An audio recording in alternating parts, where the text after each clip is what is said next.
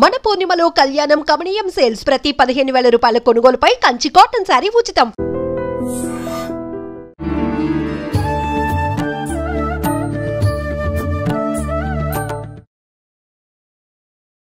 నమస్కారం, welcome to I dream. ధర్మ మార్గం కార్యక్రమానికి స్వాగతం. నేను మీ విజిత. ప్రస్తుతం మనతో పాటు ఉన్నారు ప్రముఖ జ్యోతిష వాస్తు పండితులు బ్రహ్మశ్రీ అన్నవరపు తిరుపతి మూర్తి అవధాని గారు. ఇప్పుడు గురుగారితో మాట్లాడి మన సందేహాలన్నింటినీ నివృత్తి చేసుకుందాం, మరిన్ని మంచి విషయాలు అడిగి తెలుసుకుందాం. నమస్కారం గురుగారు. ఓం శ్రీ మహాగణాధిపతయే నమః. గురుగారు, అమావాస్య రాబోయే ఈ అమావాస్యని పెద్దల అమావాస్య అంటుంటారు కదా, ఎందుకని ఆ పేరు వచ్చింది? ఆ రోజు చేయాల్సిన క్రతువులేంటి? అసలు ఈ అమావాస్య ప్రత్యేకత ఏంటి తెలియచేయండి. మహాలయ అమావాస్య. మహాలయ అమావాస్య అంటే పితృ రుణం తీర్చుకునేటువంటిది. పితరం అంతేచ కర్మని అని అంటారు. మన ప్రారంధం ఎలా ఉంటుందంటే బ్రతుకున్నంతకాలం వాళ్ళ మాటలు వినం, చనిపోయిన తర్వాత కర్మకాండాలు కూడా మనం సరిగ్గా చెయ్యం. ఆ రెండూ చేయకపోవటం వలన తర్వాత తరం నుంచి పితృదోషాలు ఆపాదిస్తాయి. పితృదోషాలకి మూలం ఆ పితృదేవతలకి చేయవలసినటువంటి విధానాలను అనుసరించకపోవటమే. ఎప్పుడైతే పితృదోషాలు ఆపాదిస్తాయో, పితృదోషం ఆపాదించిన దగ్గర నుంచి వాళ్ళకి ఉద్యోగము రాదు, సరిగ్గా చదువు మీద ఇంట్రెస్ట్ ఉండదు. ఒకవేళ చదువు ఇట్లా పూర్తయితే ఉద్యోగం రాదు. ఒకవేళ ఏదైనా ఉద్యోగం వస్తే ఎదుగుదల ఉండదు. వివాహం విషయంలో ఇబ్బందులు, సంతానం విషయంలో ఇబ్బందులు. ఆ పిల్లవాడిని చూసి తల్లిదండ్రులకు దినదినకంటే 100 ఏళ్ళ ఆయుష్. ఇదే పరిస్థితి కొనసాగుతూ ఉంటుంది.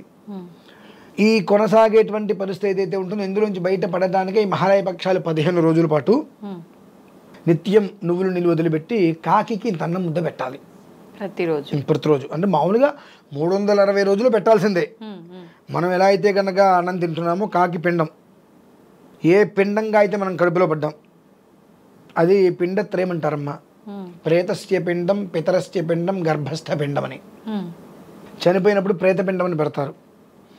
ఆబ్దీకాలు చేసినప్పుడు పితుహు శబ్దంతో పిండం పెడతారు. గర్భంలో పడేటువంటిది గర్భస్థ పిండం, దాని పేరే పిండం. అందుకనే కాకి పెట్టేది వాయుసపిండం ఇంతే ఉంటుంది. అంత నలుసుగా లోపల పెడతారు. ఆ పడిన వ్యక్తి ఇంతగా బయటికి వస్తాడు. ఆ విధానాన్ని అనుసరించి వాడు ఇంట్లో ఆ తల్లిలో తండ్రి చనిపోయిన దగ్గర నుంచి వీడు బ్రతికినంతకాలం కూడా ప్రతిరోజు కాకి ముద్ద పెట్టాల్సింది మనం పెట్టం. ఎందుకంటే దానికి ఆహారం, చనిపోయిన వ్యక్తికి కూడా ఆహారం పెట్టాలి. కాకి రూపంలో వచ్చి తీసుకువెళ్తారు పితృదేవతలు. మనకు ఇప్పుడంటే పెద్దగా పట్టించుకోం కానీ పూర్వంలో ఇంటి ముందు కాకి వస్తుంటే చుట్టాలు వచ్చారనో, ఒక లేదంటే ఏదో పోస్ట్ వస్తుంది, మనీ ఆర్డర్ వస్తుంది, ఏదో ఒక రకమైన మనకు ఇండికేషన్స్ లాగా ఉండేవి. అలాగే నార్మల్ రోజుల్లో ఎలా ఉన్న ఆబ్దేకం రోజు నాడు 2-3 కాకులు ఇంటి చుట్టూదా తిరుగుతుండేవి. పెద్దలకి ఏమైనా శర్మని చేసినప్పుడు ఆ కాకి పిండం పెట్టగానే పట్టుకొని వెళ్ళిపోయేవి నమస్కారం పెట్టుకోగానే. అటువంటివి ఈ మామూలుగా సంవత్సరం ఎట్లాగో చెయ్యం. ఈ ఒక 15 రోజులైనా రోజు నువ్వులు నీళ్ళు వదిలిపెట్టి అన్నం ముద్ద పెట్టి మీరు భోజనం చేయాలి. ఇవన్నీ చేయలేదు. ఆ పెద్దల అమావాస్య ఏదైతే ఉంటుందో ఆ రోజైనా సరే కనీసం ఈ పెద్దల్ని తలుచుకొని వాళ్ళకి చేయాల్సిన శర్మని పిండ ప్రదానాలు అవన్నీ ఖచ్చితంగా చేసి వాళ్ళని తృప్తిపరచాలి, పితృదేవతల్ని. ఎందువల్లనంటే పితృశాపం అనేటువంటిది ఈశ్వరుడు వచ్చినా దాన్ని తొలగించలేడు. పితృశాపం ఈశ్వరుడు వచ్చినా తొలగించలేడు. ఎందువల్లనంటే నువ్వు ఎక్కడి నుంచి వచ్చావు? అసలు వాళ్ళ నుంచి నువ్వు వచ్చావు. వాళ్ళు లేకపోతే నువ్వు ఉన్నావా? లేవు. అటువంటి వాళ్ళకి నువ్వేం చేస్తున్నావు? నువ్వు పిండంగా కడుపులో పడితే ఆ పిండ రూపంలో కడుపులో పడ్డ దగ్గర నుంచి శిశువు రూపంలో బయటకు వచ్చేంత వరకు నిన్ను జాగ్రత్తగా కాపాడుకున్నారు. 6వ నెలలో కూడా పిండం ఎలా ఉంది చూస్తూ ఉంటారు. ఇట్లా 7వ నెల వచ్చినప్పటికీ ఏంటంటే ఆ పిండ రూపంలో కడుపులో పడితే 10వ నెల నువ్వు బయటకు వచ్చేంత వరకు కూడా నేను జాగ్రత్తగా కాపాడుకుంటూ వచ్చారు. అటువంటిది మనిషి చనిపోయిన తర్వాత నువ్వు పెట్టలేకపోతున్నావు. ఆ దోషం అనేటువంటిది పూర్తిగా వంశాన్ని ఆపాదిస్తుంది. అంటే ఎవరైతే పెట్టలేదో వాళ్ళ సంతానం ఆపాదిస్తూ ఉంటుంది. అటువంటివన్నీ వెళ్ళిపోయి ప్రశాంతంగా ఉండాలంటే కనీసం ఈ 15 రోజులైనా నువ్వు చేయలేకపోయావు.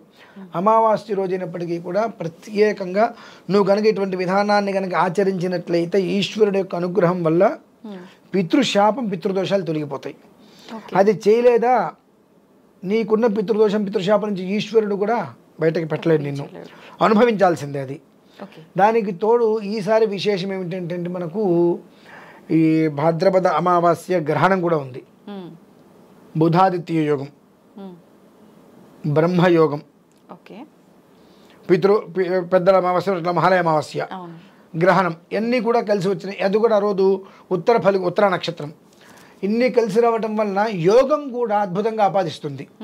కాబట్టి ప్రతి ఒక్కరూ కూడా పితృదోషాలు పితృశాపాల నుంచి బయట పడాలి అనుకుంటే కనుక ఖచ్చితంగా కనీసం అమావాస్య రోజైనా పరిపూర్ణంగా చేయవలసినటువంటి కర్తవ్యాలన్నీ కూడా నిర్వర్తించినట్లయితే సుఖంగా క్షేమంగా ఆ కుటుంబం అనేటువంటిది వృద్ధి చెందుతూ ఉంటుందండి.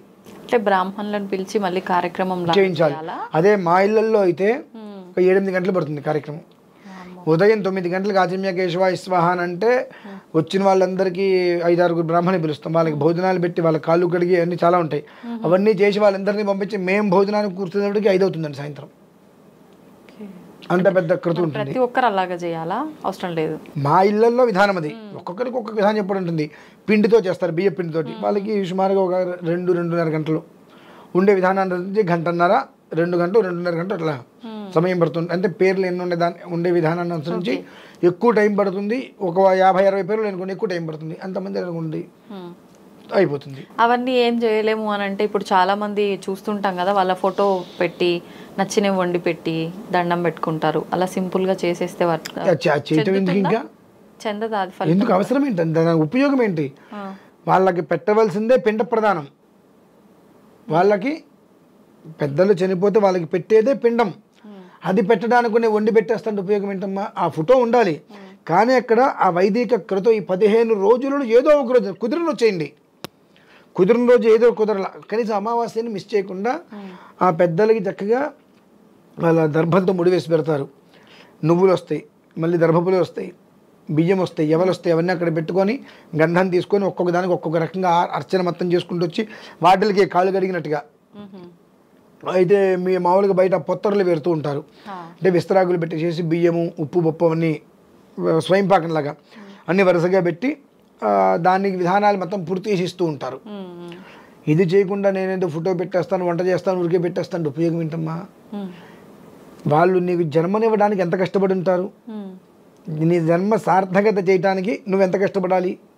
అంటే నీ కడుపులో పడ్డ దగ్గర నుంచి కూడా నీకు పెళ్లి చేసి నీకు పిల్లలు పుట్టి వాళ్ళు చనిపోయేంత వరకు కూడా నీ క్షేమాన్నిగా కోరింది. చనిపోయిన తర్వాత సంవత్సరానికి ఒక రోజు ఇంత పిండం పెట్టడానికి కూడా మనకు కుదరట్లేదు అంటే ఎట్లమ్మది? అది కరెక్ట్ అయిన విషయం కదా. అదేనండి, ఇటువంటివి చేస్తున్నాము, దాని ప్రభావం పిల్లలకి అంటుతుంది. తర్వాత ఆ పిల్లలు అనుభవిస్తారు. ఎదుగుండదు పాపం, కష్టపడుతూనే ఉంటారు. ఎంత కష్టపడుతూ ఉంటారో అంతకంతే ఉంటారు, ఎదగలేరు. ఆ కష్టపడినంత ఏమవుతుందో తెలీదు. మరి ఏంటండి పరిస్థితి?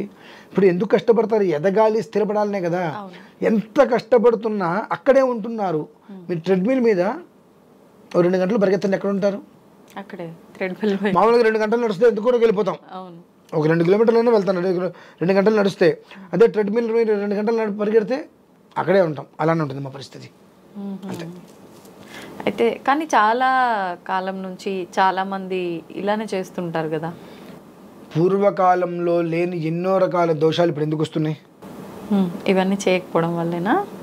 ఇప్పుడు మనకు స్తోమత లేక చేయలేదు అంటానికి కూడా అర్హత లేవు. ఎందుకనంటే తండ్రికి దద్దరం పెట్టడానికి స్తోమత లేదు, పుట్టినరోజు చేసుకోవడానికి స్తోమత వచ్చిందా, పెళ్లి రోజు చేసుకోవడానికి స్తోమత వచ్చిందా? న్యాయంగా మాట్లాడుతున్నాను నేను. తల్లికి తండ్రికి దద్దరం పెట్టింత పిండం పెట్టడానికి ఒక ముద్ద పెట్టడానికి స్తోమత లేదంటే నాకు, అదే ఇంట్లో ఏదైనా పండగ చేసుకోవడానికి పబ్బం చేసుకోవడానికి స్తోమత వస్తుందిగా. నీకు నిజంగా స్తోమత లేదంటే అది కూడా నీకు ఉండకూడదు, అది కూడా ఉండకూడదు నీకు స్తోమత. అది స్తోమత లేకపోవడం అంటే. కానీ నీకు రోజు నీ నిత్యకృత్యాలు ప్రతిదానికి కూడా ఉపయోగిస్తూ అవసరం వస్తూ అన్ని రకాలుగా తీర్చుకుంటూ తల్లికి తండ్రికి పిండం పెట్టాల్సి వచ్చేటప్పుడు నాకు స్తోమత లేదని నేను చేయలేను అంటే అది కాపాడుతుందా నిన్ను? రేపొద్దు నీ కొడుకు ఇదే పని చేస్తే నువ్వు ప్రేత పిశాచలాగా రోడ్డు మీద తలకిందులు వెళ్ళాడుతూ ఉంటాడు, పిశాచమైపోయి. అవసరం అండి అవి? ఒక్క ముద్ద పెట్టడానికి ఏమైందండి? బియ్యపిండి 100 గ్రాములు అవుతుందిగా, బియ్యపిండి 200 గ్రాములు అవుతుందిగా.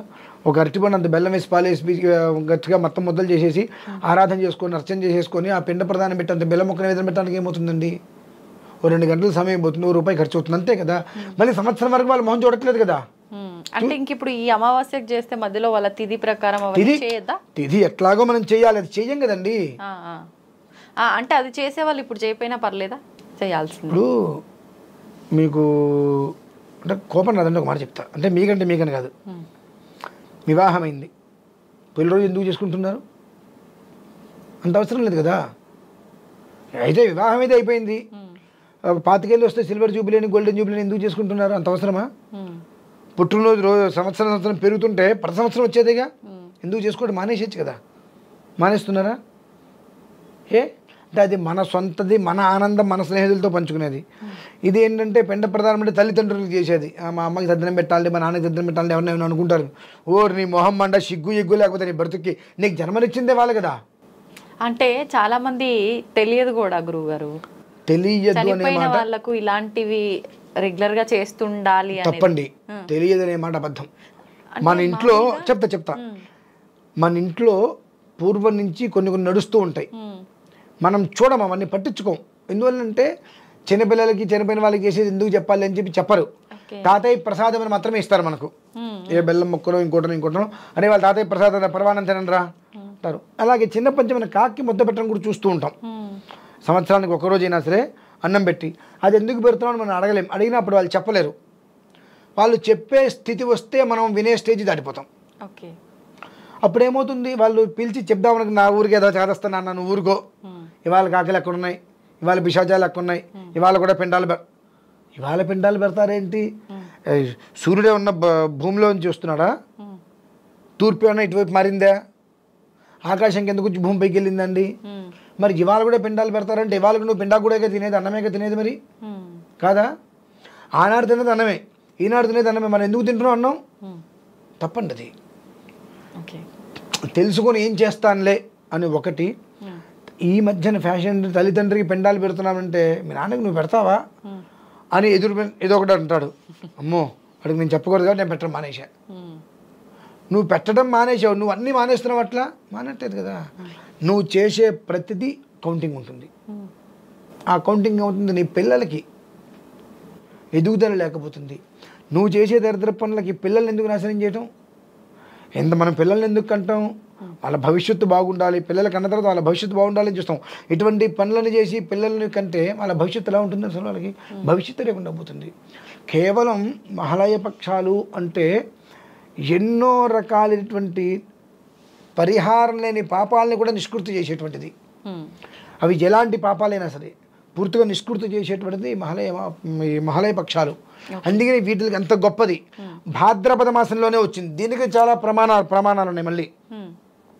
అందుకని ఏంటంటే ఏదైనా పితృదేవతలకి చేసేటువంటిది పితృదేవతలకి చేయవలసింది చేస్తే వచ్చే ఫలితం ఏ దేవతకి చేసినా రాదు. ఆంజనేయ స్వామికి చేయండి, శివుడికి చేయండి, విష్ణుమూర్తికి రాదు. వీళ్ళకి చేసి వాళ్ళకి నమస్కారం చేయి అన్నీ ఇస్తారు. వీళ్ళకి చేయకుండా వీళ్ళని గాలికి వదిలేసి వాళ్ళకి ఎన్నైనా చేయి, మొహం కూడా చూడరు. కాబట్టి అది గమనించుకోవాలమ్మా విషయం. గురువుగారు, సూర్యగ్రహణం, చంద్రగ్రహణం, సూర్యగ్రహణం ఉంది అని చెప్పి వింటున్నాము. కానీ మనం ఉగాది పంచాంగ శ్రవణం టైంలో కొంతమంది పురోహితులు అసలు ఈ సంవత్సరంలో గ్రహణాలు మన దగ్గర లేవు అని కూడా చెప్పడం అయితే జరిగింది. నిజంగా గ్రహణాలు ఉన్నాయంటారా? ఈ సూర్యగ్రహణం ఉందా? ఉంటే ఎటువంటి నియమాలు పాటించాలి? సూర్యగ్రహణం అనేటువంటిది ఉన్నది. సంవత్సరానికి 2 సార్లు గ్రహణాలు రావాల్సిందే, తప్పదు. అది మన దేశానికి ఉన్నదా లేదా అనేటువంటిది ఒకటి చూసుకోవాలి. మన దేశానికి లేనప్పటికీ కూడా దాని యొక్క ప్రభావం ఎంతవరకు పడుతుంది అనేటువంటి విషయాన్ని కూడా మనం గట్టిగా తీసుకోవాలి. ఎందువల్లనంటే జీవరాశులు కానీ జీవములు కానీ భూమి మీద ఉండేటువంటి విధానంలో ఖగహ అంటే ఆకాశ మార్గంలో కానీ జరిగేటువంటి మార్పులకి గ్రహణాలకి చాలా చాలా అనుసంధానాలు ఉంటాయి.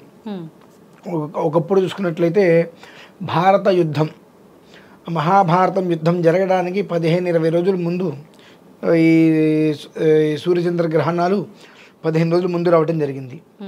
అలాగే మొన్న చంద్రగ్రహణం అప్పుడు కూడా మనం చెప్పుకున్నాం, సాయంత్రం టైంలో చంద్రుణ్ణి కనుక మనం చూసినట్లయితే తెల్లగా కాంతివంతంగా కాకుండా ఎరుపు రంగులో, అంటే ఆ కాంతి తక్కువగా చంద్రుడు మనకు దర్శనమిస్తాడు. స్వతహాగా పౌర్ణమి అంటే తెల్లగా నిండు చంద్రుడు పౌర్ణమిగా ఉంటాడు. కానీ అలా కాకుండా కాస్త రంగు మారి పూర్తిగా ఎరుపంటే ఎరుపని కాదు, ఒక తీరులో ఒక రకమైనటువంటి కాంతిహీనంగా దర్శనమిస్తాడని చెప్పడం జరిగింది. ఆ రోజు మనం చూసాం చంద్రుడిని కూడా, హారతి కూడా ఇచ్చాం అప్పుడు అక్కడ పెద్దగల్లేపల్లి గ్రామంలో. అవి కనిపించినప్పుడు కొన్ని ఇబ్బందులు మనం ఎదుర్కొంటాం. ఈ గ్రహణ ప్రభావరీత్యా లోకం మీద కొన్ని రకాల సమస్యల్ని గట్టిగానే ఎదుర్కోవాల్సిన పరిస్థితి వస్తుంది, ఖగోళ రీత్యా కూడా. ఎందువలనంటే సూర్యోదయం సూర్యాస్తం మనం ఎలా అయితే అనుకుంటూ ఉంటామో సూర్యగమనాన్ని అనుసరించే మనకు తెల్లవారుతుంటుంది ప్రతిదీ. సూర్యుడు ఎంతవరకు నడుస్తూ ఉంటాడో దాన్ని అనుసరించే విధానం అంతా వెళ్తూ ఉంటుంది. ఆ విధానాన్ని అనుసరించి ఆ నడకకి ఎప్పుడైతే కనుక ఆటంకం కలుగుతుందో అది ఒకవేళ ఏదైనా కారణం చేత గ్రహ కూటమి కనుక వస్తే దాని యొక్క ప్రభావం మరింత ఎక్కువగా ఉంటుంది, అనుభవించాలి. ఒక నెల రోజుల క్రితం వెనక్కి వెళ్తే మనకు అమావాస్య వచ్చింది. ఆ అమావాస్యకి సంబంధించి ఒక 5-6 రోజుల ముందు ఎలాంటి ఇబ్బందులు వస్తాయి, ప్రళయాలు వస్తాయి మనం చెప్పుకోవడం జరిగింది. దానికి ఎలా నివారణ కావాలని కూడా మనం కేదార్నాథ్ వెళ్ళడం జరిగింది. అంటే చిన్న విధానాలు వేరు. కానీ ఇప్పుడు వచ్చేటువంటి అమావాస్యకి మళ్ళీ మామూలుగా కూడా అది పితృపక్షంలో వచ్చింది. ఓకే, భాద్రపద మాసము పితృపక్షము, అమావాస్య గ్రహణం, బ్రహ్మయోగము బుధాదిత్య యోగము ఇవన్నీ కలిసి వచ్చాయి. అది ఒక రకంగా శుభాన్ని సూచిస్తూ ఇంకొక రకంగా ఇబ్బందులను అయితే బాగా గురి చేస్తుంది. ఇందున ఒక 5 రాశుల వారికి గట్టి దెబ్బ తగులుతుందమ్మా. ప్రమాదం అనేటువంటిది చాలా ఎక్కువగానే 5 రాశుల వారికి. 5 రాశుల వారు అంటే సుమారుగా 28 నక్షత్రాలు, అభిజిత్తో కలిపి 28 నక్షత్రాలు అంటే 15 నక్షత్రాల వారికి సమస్యలు. అంటే 15 నక్షత్రాల వాళ్ళకి సమస్యలు అని అంటే 27లో 15 తీసేస్తే ఎంత మిగిలినవి ఎంతండి? తక్కువ. అంటే ఎక్కువ శాతం ప్రమాదం అనేటువంటిది పొంచి ఉంది. అది సామాజిక వర్గం అంటే మనుషుల మీద పడవచ్చు, ఆస్తుల మీద పడవచ్చు. అనర్థం అనేటువంటిది ఏదో ఒక రకంగా మనం అనుభవించక తప్పదు. ఈ గ్రహణ ఛాయ అనేటువంటిది గట్టిగానే ఉన్నది. పూర్వం ఈ స్థితిలో ఇంత విధానంలో వచ్చినటువంటిది చాలా తక్కువ. కాస్త స్కేల్ పాయింట్స్ ఉంటాయి 9 పైన, అది దాని యొక్క తీవ్రత అనేటువంటిది చూపిస్తుంది. దాని నుంచి మనం బయటపడాలంటే భగవద్ ఆరాధనే మనకు శ్రేయోదాయకం. ఆ సమయంలో ఇప్పుడు మేషరాశి వారు, మిథున రాశి వారు, కర్కాటక రాశి వారు, వృశ్చిక రాశి వారు, మీనరాశి వారు, ఈ 5గురికి ఇటు కుటుంబ రీత్యా కావచ్చు, ఆర్థికంగా కావచ్చు, మానసికంగా కావచ్చు, ఆరోగ్యంగా కావచ్చు, న్యాయపరంగా కావచ్చు, చెట్టు నుంచి ఎటైనా ఇబ్బందులు ఉన్నాయి. అంతకు మించి అపనిందల దోషాలు ఎక్కువ పాలవుతారు.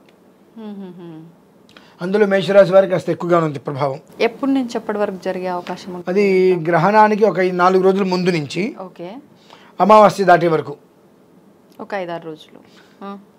దీపావళి అమావాస్య ఉంది అంటే ఒక 35-40 రోజులు ఏదైనా జరగచ్చు. ఎలాంటి విపత్తులైనా వాళ్ళు ఎదుర్కొనే పరిస్థితి రావచ్చు. కొంతమంది అయితే ఈ 5 రాశుల్లో కొంతమంది అకాల మృత్యు వారు కూడా పడవచ్చు. ఎందువల్ల ఇంత గట్టిగా చెబుతున్నానంటే 5 రాశుల్లో మొట్టమొదటి రాశి నాదే. ఆ ఛాయలు అయితే నాకు కనిపిస్తూనే ఉన్నాయి.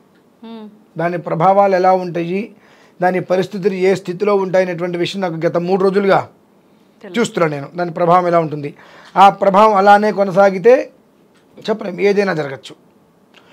ఆర్థికంగా నష్టపోవచ్చు, ప్రాణమే నష్టపోవచ్చు, ఆరోగ్యంగా నష్టపోవచ్చు, దంపతులు విడిపోవచ్చు, కుటుంబంలో సంక్షోభం రావచ్చు, ఏదైనా సరే 5 రాశుల వారికి మాత్రం తప్పదు. ఈశ్వరారాధనని అమితంగా చేయటం వలన ఒక మోస్తరు బయటపడే అవకాశాలు ఉంటాయి. ఆ గ్రహణ సమయంలో ఏదైనా ఒక నదీ తీరానికి వెళ్ళి నదిలో స్నానం చేసి అక్కడ భగవదారాధన చేసుకుంటూ అలానే కనుక ఉన్నట్లయితే కనీసం మాత్రం కొంచెమైనా వాళ్ళు క్షేమంగా ఉండడానికి అవకాశం ఉంటుంది. ఎందువల్లనంటే మామూలుగా మనం దేవాలయాలకు వెళ్ళడానికి ఆ రోజు దేవాలయాలు ఉండవు మామూలుగా అయితే కనుక గ్రహణం అప్పుడు. దానికి నదీ క్షేత్రం చాలా విశేషం. ఆ నదీ తీరానికి వెళ్ళి గ్రహణ సమయంలో పట్టు విడిపు స్నాన సమయంలో స్నానం చేసి జపం చేసుకొని విడిచిన తర్వాత స్నానం చేసుకొని ఒక ప్లేట్ నిండా నెయ్యి పోసుకొని సూర్యుడు బొమ్మ, ఒక సర్పాకృతి బొమ్మ అందులో వేసి ఒక ప్లేట్లో ఇవి గోధుమలు పెట్టుకొని అది అందులో పెట్టి ఎర్రటి వస్త్రం పెట్టి దానం ఇచ్చేయాలి. ఆ దానం ఇచ్చేస్తే సగం శ్రేయస్కరం. ఆ సమయంలో మనం ఏం చేస్తున్నామంటే ఈ యొక్క పట్టు విడుపు హోమాలు చేసి దానికి కొన్ని ప్రత్యేకమైన శాంతులు ఉంటాయి. ఆ శాంతిని గత 2-3 రోజుల ముందు నుంచే ప్రారంభం చేసుకొని మేము ఆ రోజు రాత్రితోటి అది పూర్తయ్యేటట్టుగా మేము చేసుకుంటాం. ఎందువల్లనంటే నా కుటుంబంలో 7 ఉన్నారు ఈ సంబంధించిన వాళ్ళు. ఎవరికి ఇబ్బంది కలిగినా నష్టమే. అంటే ఇంత గట్టిగా తీవ్రత గురించి ఎందుకు చెబుతున్నానంటే అందులో నేను కూడా ఉన్నాను కనుక మీరు లేకపోతే చెప్పరా అండి అన్నారు అనుకోండి, నాకు అందులో ప్రభావం లేకుండా నేను ఏదైనా చెబితే ఆయన భయపెట్టారు ఇంకోటి పెట్టారని అంటారు.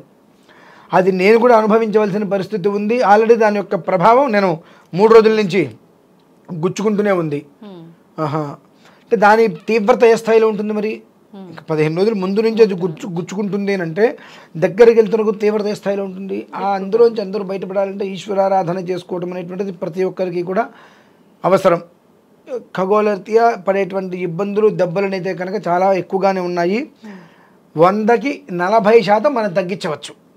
అంటే కొన్ని ఆరాధనలు భగవద్ ఆరాధన ఎక్కువసేపు చేసుకోవడం వల్ల 100కి 40% మనం తగ్గించుకునేటువంటి మార్గం ఉంది. అంతే తప్ప దాన్ని పూర్తిగా తీసేసే మార్గం లేదు. ప్రభావాన్ని మనం తగ్గించుకోగలుగుతాం. ఆ తగ్గించుకోవాలంటే ఈశ్వరారాధన చేస్తున్న ఆయన తండ్రి అపరాధ సహస్రాన్ని నమస్కారం చేసుకొని ఓం నమః శివాయ ఇంకోటి ఏదో ఒకటి అట్లా భగవన్నామస్మరణ చేసుకుంటూ కూర్చుంటే శ్రేయస్సు అనేటువంటిది ఉంటుంది. నష్టం ఎట్లాగో బట్టలుతుంది. కానీ ఆ నష్టం అనేటువంటిది మనిషికి అనర్థం జరగకుండా ఆస్తి పోతే మళ్ళీ సంపాదించుకుంటాం. మనిషికి అనర్థం జరిగితే ఏం చేయలేం.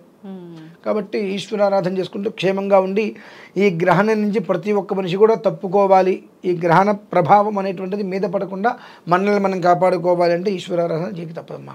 గురుగారు, అమావాస్య రాబోయే ఈ అమావాస్యని పెద్దల అమావాస్య అంటుంటారు కదా, ఎందుకని ఆ పేరు వచ్చింది? ఆ రోజు చేయాల్సిన క్రతువులేంటి? అసలు ఈ అమావాస్య ప్రత్యేకత ఏంటి తెలియచేయండి. మహాలయ అమావాస్య. మహాలయ అమావాస్య అంటే పితృ రుణం తీర్చుకునేటువంటిది. పితరం అంతేచ కర్మని అని అంటారు. మన ప్రారంధం ఎలా ఉంటుందంటే బ్రతుకున్నంతకాలం వాళ్ళ మాటలు వినం, చనిపోయిన తర్వాత కర్మకాండాలు కూడా మనం సరిగ్గా చెయ్యం. ఆ రెండూ చేయకపోవటం వలన తర్వాత తరం నుంచి పితృదోషాలు ఆపాదిస్తాయి. పితృదోషాలకి మూలం ఆ పితృదేవతలకి చేయవలసినటువంటి విధానాలను అనుసరించకపోవటమే. ఎప్పుడైతే పితృదోషాలు ఆపాదిస్తాయో పితృదోషం ఆపాదించిన దగ్గర నుంచి వాళ్ళకి ఉద్యోగము రాదు, సరిగ్గా చదువు మీద ఇంట్రెస్ట్ ఉండదు. ఒకవేళ చదువు ఇట్లా పూర్తయితే ఉద్యోగం రాదు. ఒకవేళ ఏదైనా ఉద్యోగం వస్తే ఎదుగుదల ఉండదు. వివాహం విషయంలో ఇబ్బందులు, సంతానం విషయంలో ఇబ్బందులు. ఆ పిల్లవాడిని చూసి తల్లిదండ్రులకు దేనికంటే 100 ఏళ్ళ ఆయుష్. ఇదే పరిస్థితి కొనసాగుతూ ఉంటుంది. ఈ కొనసాగేటువంటి పరిస్థితి ఏదైతే ఉంటుందో ఇందులోంచి బయటపడడానికే ఈ మహాలయ పక్షాలు 15 రోజుల పాటు నిత్యం నువ్వులు నీళ్ళు వదిలిపెట్టి కాకికి ఇంత అన్నం ముద్ద పెట్టాలి ప్రతిరోజు. అంటే మామూలుగా 360 రోజులు పెట్టాల్సిందే. మనం ఎలా అయితే కనుక అన్నం తింటున్నామో కాకి పిండం, ఏ పిండంగా అయితే మనం కడుపులో పడ్డాం అది పిండత్రయం అంటారమ్మా. ప్రేతస్య పిండం, పితరస్య పిండం, గర్భస్థ పిండం అని. చనిపోయినప్పుడు ప్రేతపిండం అని పెడతారు. ఆబ్దీకాలు చేసినప్పుడు పితుహు శబ్దంతో పిండం పెడతారు. గర్భంలో పడేటువంటిది గర్భస్థ పిండం, దాని పేరే పిండం. అందుకనే కాకికి పెట్టేది వాయుస పిండం ఇంతే ఉంటుంది. అంత నలుసుగా లోపల పెడతారు. ఆ పడిన వ్యక్తి ఇంతగా బయటికి వస్తాడు. ఆ విధానాన్ని నుంచి వాడు ఇంట్లో ఆ తల్లిలో తండ్రి చనిపోయిన దగ్గర నుంచి వీడు బ్రతికినంతకాలం కూడా ప్రతిరోజు కాకి ముద్ద పెట్టాల్సింది మనం పెట్టం. ఎందుకంటే దానికి ఆహారం, చనిపోయిన వ్యక్తికి కూడా ఆహారం పెట్టాలి. కాకి రూపంలో వచ్చి తీసుకువెళ్తారు పితృదేవతలు. మనకు ఇప్పుడంటే పెద్దగా పట్టించుకోం కానీ పూర్వంలో ఇంటి ముందు కాకేరు వస్తుంటే చుట్టాలు వచ్చారనో, ఒక లేదంటే ఏదో పోస్ట్ వస్తుంది, మనీ ఆర్డర్ వస్తుంది, ఏదో ఒక రకమైన మనకు ఇండికేషన్స్ లాగా ఉండేవి. అలాగే నార్మల్ రోజుల్లో ఎలా ఉన్న ఆబ్దేకం రోజు నాడు 2-3 కాకులు ఇంటి చుట్టూదా తిరుగుతుండేవి. పెద్దలకి ఏమైనా శర్మని చేసినప్పుడు ఆ కాకి పిండం పెట్టగానే పట్టుకొని వెళ్ళిపోయేవి నమస్కారం పెట్టుకోగానే. అటువంటివి ఈ మామూలుగా సంవత్సరం ఎట్లాగో చెయ్యం. ఈ ఒక 15 రోజులైనా రోజు నువ్వులు నీళ్ళు వదిలిపెట్టి అన్నం ముద్ద పెట్టి మీరు భోజనం చేయాలి. ఇవన్నీ చేయలేదు. ఆ పెద్దల అమావాస్య ఏదైతే ఉంటుందో ఆ రోజైనా సరే కనీసం ఈ పెద్దల్ని తలుచుకొని వాళ్ళకి చేయాల్సిన శర్మని పిండ ప్రదానాలు అవన్నీ ఖచ్చితంగా చేసి వాళ్ళని తృప్తిపరచాలి పితృదేవతల్ని. ఎందువల్లనంటే పితృశాపం అనేటువంటిది ఈశ్వరుడు వచ్చినా దాన్ని తొలగించలేడు. పితృశాపం ఈశ్వరుడు వచ్చినా తొలగించలేడు. ఎందువల్లనంటే నువ్వు ఎక్కడి నుంచి వచ్చావు అసలు? వాళ్ళ నుంచి నువ్వు వచ్చావు. వాళ్ళు లేకపోతే నువ్వు ఉన్నావా? లేవు. అటువంటి వాళ్ళకి నువ్వేం చేస్తున్నావు? నువ్వు పిండంగా కడుపులో పడితే ఆ పిండ రూపంలో కడుపులో పడ్డ దగ్గర నుంచి శిశువు రూపంలో బయటకు వచ్చేంత వరకు నిన్ను జాగ్రత్త కాపాడుకున్నారు. 6వ నెలలో కూడా పిండం ఎలా ఉంది చూస్తూ ఉంటారు. ఇట్లా 7వ నెల వచ్చినప్పటికీ ఏంటంటే ఆ పిండ రూపంలో కడుపులో పడితే 10వ నెల నువ్వు బయటకు వచ్చేంత వరకు కూడా నేను జాగ్రత్తగా కాపాడుకుంటూ వచ్చారు.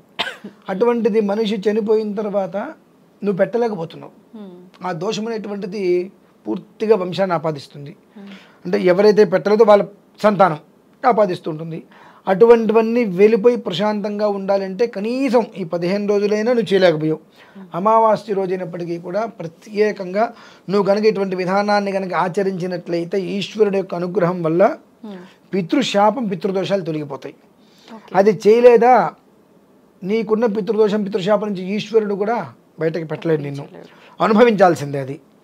దానికి తోడు ఈసారి విశేషం ఏమిటంటే మనకు ఈ భాద్రపద అమావాస్య గ్రహణం కూడా ఉంది. బుధాదిత్య యోగం, బ్రహ్మయోగం, పెద్దల అమావాస్య, మహాలయ అమావాస్య, గ్రహణం ఇవన్నీ కూడా కలిసి వచ్చినాయి. అది కూడా ఆ రోజు ఉత్తర నక్షత్రం. ఇన్ని కలిసి రావటం వలన యోగం కూడా అద్భుతంగా ఆపాదిస్తుంది. కాబట్టి ప్రతి ఒక్కరూ కూడా పితృదోషాలు పితృశాపాల నుంచి బయట పడాలి అనుకుంటే కనుక ఖచ్చితంగా కనీసం అమావాస్య రోజైనా పరిపూర్ణంగా చేయవలసినటువంటి కర్తవ్యాలన్నీ కూడా నిర్వర్తించినట్లయితే సుఖంగా క్షేమంగా ఆ కుటుంబం అనేటువంటిది వృద్ధి చెందుతూ ఉంటుందండి. అంటే బ్రాహ్మణులను పిలిచి మళ్ళీ కార్యక్రమం చేయించాలి. అదే మా ఇళ్లలో అయితే ఒక 8 గంటలు పడుతుంది కార్యక్రమం. ఉదయం 9 గంటలకు ఆచమ్య కేశవ ఇస్వాహ అంటే వచ్చిన వాళ్ళందరికీ 5-6 బ్రాహ్మణులు పిలుస్తాం. వాళ్ళకి భోజనాలు పెట్టి వాళ్ళ కాళ్ళు కడిగి అన్నీ చాలా ఉంటాయి. అవన్నీ చేసి వాళ్ళందరినీ పంపించి మేము భోజనానికి కూర్చునేప్పటికి 5 అవుతుందండి సాయంత్రం. అంత పెద్ద కృతి ఉంటుంది. ప్రతి ఒక్కరు అలాగా చేయాలా? అవసరం లేదు. మా ఇళ్లలో విధానం అది. ఒక్కొక్కరికి ఒక్కొక్క విధానం చెప్పడం ఉంటుంది. పిండితో చేస్తారు, బియ్య పిండితోటి. వాళ్ళకి సుమారుగా ఒక 2-2.5 గంటలు ఉండే విధానాన్ని గంటన్నర 2 గంటలు 2.5 గంటలు అట్లా సమయం పడుతుంది. అంటే పేర్లు ఎన్ని ఉండే విధానాన్ని అనుసరించి ఎక్కువ టైం పడుతుంది. ఒక 50-60 పేర్లు అనుకోండి ఎక్కువ టైం పడుతుంది. అంతమంది అనుకోండి అయిపోతుంది. అవన్నీ ఏం చేయలేము అని అంటే ఇప్పుడు చాలా మంది చూస్తుంటాం కదా, వాళ్ళ ఫోటో పెట్టి నచ్చినవి వండి పెట్టి దండం పెట్టుకుంటారు. అలా సింపుల్ గా చేసేస్తే ఇంకా చెందదా? ఎందుకు అవసరం ఏంటంటే దాని ఉపయోగం ఏంటి? వాళ్ళకి పెట్టవలసిందే పిండ ప్రదానం. వాళ్ళకి పెద్దలు చనిపోతే వాళ్ళకి పెట్టేదే పిండం. అది పెట్టడానికి నేను వండి పెట్టేస్తాను ఉపయోగం ఏంటమ్మా? ఆ ఫోటో ఉండాలి. కానీ అక్కడ ఆ వైదిక కృతం ఈ 15 రోజులలో ఏదో ఒక రోజు కుదిరిన వచ్చేయండి. కుదిరిన రోజు ఏదో కుదరలా కనీసం అమావాస్యని మిస్ చేయకుండా ఆ పెద్దలకి చక్కగా వాళ్ళ దర్భంతో ముడివేసి పెడతారు. నువ్వులు వస్తాయి, మళ్ళీ దర్భపులు వస్తాయి, బియ్యం వస్తాయి, ఎవలు వస్తాయి, అవన్నీ అక్కడ పెట్టుకొని గంధం తీసుకొని ఒక్కొక్క దానికి ఒక్కొక్క రకంగా అర్చన మొత్తం చేసుకుంటూ వచ్చి వాటికి కాళ్ళు కడిగినట్టుగా. అయితే మీ మామూలుగా బయట పొత్తర్లు పెడుతూ ఉంటారు. అంటే విస్తరాకులు పెట్టేసేసి బియ్యము ఉప్పు పప్పు అవన్నీ స్వయంపాకంలాగా అన్ని వరుసగా పెట్టి దానికి విధానాలు మొత్తం పూర్తి చేసి ఇస్తూ ఉంటారు. ఇది చేయకుండా నేనేదో ఫోటో పెట్టేస్తాను, వంట చేస్తాను, ఊరికే పెట్టేస్తాను ఉపయోగం ఏంటమ్మా? వాళ్ళు నీకు జన్మనివ్వడానికి ఎంత కష్టపడి ఉంటారు? నీ జన్మ సార్థకత చేయడానికి నువ్వు ఎంత కష్టపడాలి? అంటే నీ కడుపులో పడ్డ దగ్గర నుంచి కూడా నీకు పెళ్లి చేసి నీకు పిల్లలు పుట్టి వాళ్ళు చనిపోయేంత వరకు కూడా నీ క్షేమాన్నిగా కోరింది. చనిపోయిన తర్వాత సంవత్సరానికి ఒక రోజు ఇంత పిండం పెట్టడానికి కూడా మనకు కుదరట్లేదు అంటే ఎట్లమ్మది? అది కరెక్ట్ అయిన విషయం కదా. అదేనంది ఇటువంటివి చేస్తున్నాము, దాని ప్రభావం పిల్లలకి అంటుతుంది. తర్వాత ఆ పిల్లలు అనుభవిస్తారు. ఎదుగుండదు పాపం, కష్టపడుతూనే ఉంటారు. ఎంత కష్టపడుతూ ఉంటారో అంతకంతే ఉంటారు, ఎదగలేరు. ఆ కష్టపడినంత ఏమవుతుందో తెలీదు. మరి ఏంటండి పరిస్థితి? ఇప్పుడు ఎందుకు కష్టపడతారు? ఎదగాలి, స్థిరపడాలనే కదా. ఎంత కష్టపడుతున్నా అక్కడే ఉంటున్నారు. మీరు ట్రెడ్మిల్ మీద 2 గంటలు పరిగెత్తండి, ఎక్కడ ఉంటారు? మామూలుగా 2 గంటలు నడిస్తే ఎందుకు కూడా వెళ్ళిపోతాం. ఒక 2 కిలోమీటర్లైనా వెళ్తాను, 2 గంటలు నడిస్తే. అదే ట్రెడ్మిల్ 2 గంటలు పరిగెడితే అక్కడే ఉంటాం. అలానే ఉంటుంది మా పరిస్థితి. అంతే. అయితే కానీ చాలా కాలం నుంచి చాలా మంది ఇలానే చేస్తుంటారు కదా. పూర్వకాలంలో లేని ఎన్నో రకాల దోషాలు ఇప్పుడు ఎందుకు వస్తున్నాయి? ఇవన్నీ చేయకపోవడం వల్లేనా? ఇప్పుడు మనకు స్తోమత లేక చేయలేదు అంటాను కూడా అర్హత లేవు. ఎందుకనంటే తండ్రికి దద్దరం పెట్టడానికి స్తోమత లేదు, పుట్టినరోజు చేసుకోవడానికి స్తోమత వచ్చిందా, పెళ్లి రోజు చేసుకోవడానికి స్తోమత వచ్చిందా? న్యాయంగా మాట్లాడుతున్నాను నేను. తల్లికి తండ్రికి దద్దరం పెట్టి ఇంత పిండం పెట్టడానికి ఒక ముద్ద పెట్టడానికి స్తోమత లేదంటే నాకు, అదే ఇంట్లో ఏదైనా పండగ చేసుకోవడానికి పబ్బం చేసుకోవడానికి స్తోమత వస్తుందిగా. నీకు నిజంగా స్తోమత లేదంటే అది కూడా నీకు ఉండకూడదు, అది కూడా ఉండకూడదు నీకు స్తోమత. అది స్తోమత లేకపోవడం అంటే. కానీ నీకు రోజు నీ నిత్యకృత్యాలు ప్రతిదానికి కూడా ఉపయోగిస్తూ అవసరం వస్తూ అన్ని రకాలుగా తీర్చుకుంటూ తల్లికి తండ్రికి పిండం పెట్టాల్సి వచ్చేటప్పుడు నాకు స్తోమత లేదని నేను చేయలేను అంటే అది కాపాడుతుందా నిన్ను? రేపొద్దు నీ కొడుకు ఇదే పని చేస్తే నువ్వు ప్రేత పిశాచలాగా రోడ్డు మీద తలకిందులు వెళ్ళాడుతూ ఉంటాడు పిశాచమైపోయి. అవసరం అండి అవి? ఒక్క ముద్ద పెట్టడానికి ఏమైందండి?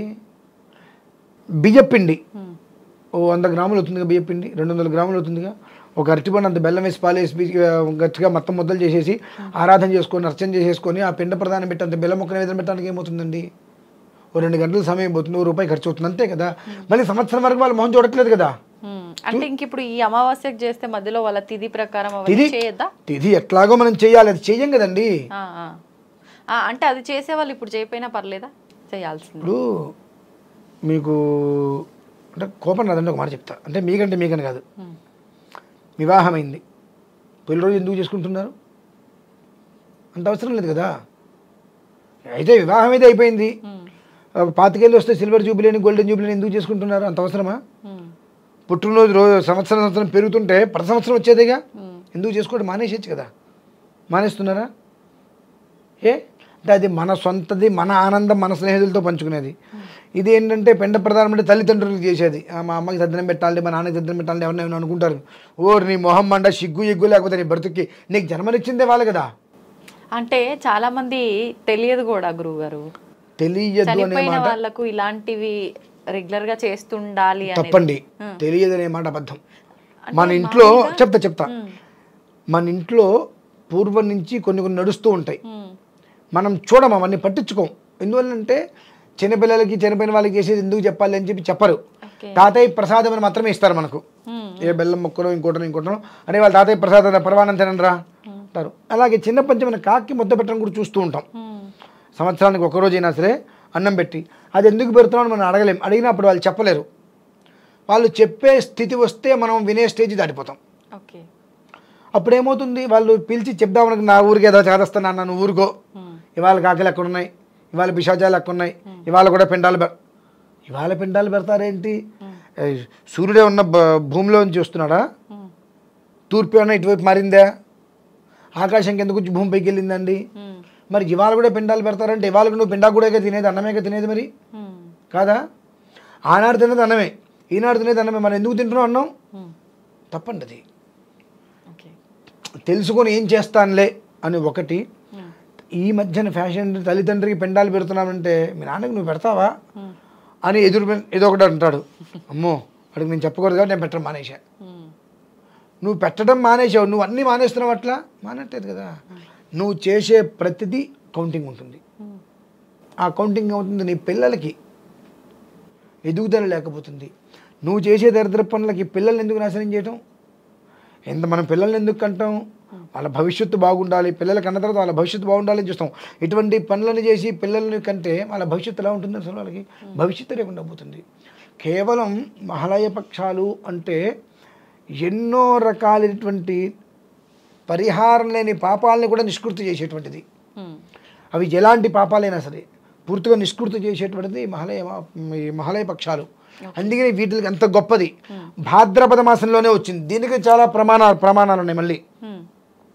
అందుకని ఏంటంటే ఏదైనా పితృదేవతలకి చేసేటువంటిది పితృదేవతలకి చేయవలసింది చేస్తే వచ్చే ఫలితం ఏ దేవతకి చేసినా రాదు.